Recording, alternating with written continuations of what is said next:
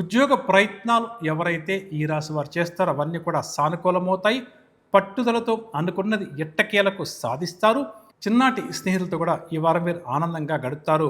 విద్యార్థులు మంచి అవకాశాల కోసం ఎవరైతే ఎదురు చూస్తున్నారో, ప్రయత్నం చేస్తారో వారి కోరిక ఒక కొలిక్కి వస్తుంది. ఆర్థిక పరంగా చూస్తే రావాల్సిన డబ్బు సమయానికి చేతికందుతుంది. ఖర్చులను తగ్గించుకునే ప్రయత్నం ఈ వారం అధికంగా చేస్తారు.